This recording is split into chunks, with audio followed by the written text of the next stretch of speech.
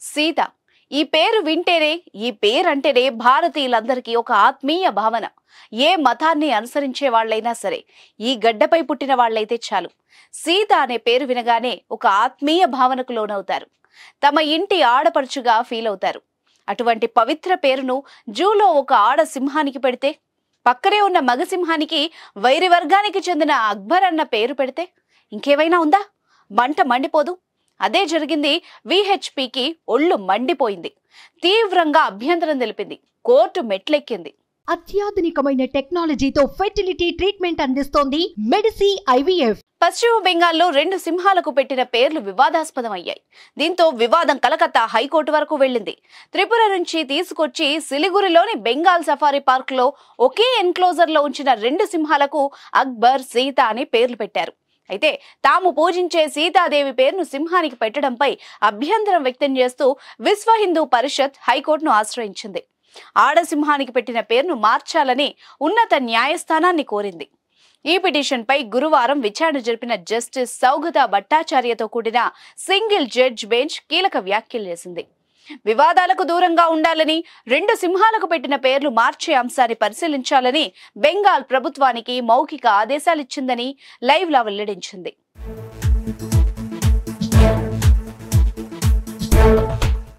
హిందూ దేవత, ముస్లిం ప్రవక్త, క్రైస్తవ దేవుడు, స్వాతంత్ర సమరయోధుడు, నోబెల్ బహుమతి గ్రహీత పేర్లను సింహాలకు ఎవరైనా పెడతారా?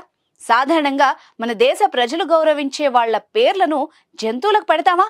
మీరు పెంచుకునే జంతువులకు జాతీయ హీరోల పేర్లు పెట్టారా అని అడిషనల్ అడ్వకేట్ జనరల్ ను జస్టిస్ భట్టాచార్య ప్రశ్నించారు. జంతువులకు దేవుడు, పౌరాణిక వీరుడు, స్వాతంత్ర సమరయోధుడు, నోబెల్ బహుమతి గ్రహీత పేర్లు పెట్టడం వెనుక ఉన్న కారణాన్ని కూడా హైకోర్టు ప్రశ్నించింది.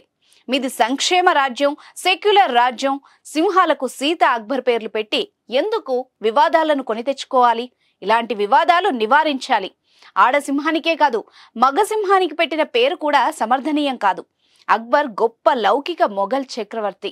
సింహాలకు ఇంతకు ముందే పేర్లు పెట్టి ఉంటే వాటిని మార్చే అధికారం రాష్ట్ర ప్రభుత్వానికి ఉంటుందని జస్టిస్ భట్టాచార్య వ్యాఖ్యానించారు.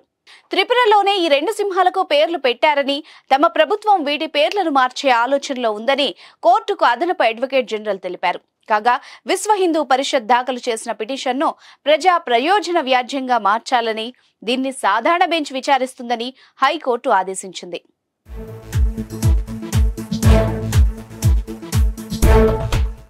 ఏ సఫారీలోనైనా 2 సింహాలు, అందులో ఆడ, మగ సింహాలు ఒకే ఎన్క్లోజర్ లో ఉండడం సహజమే.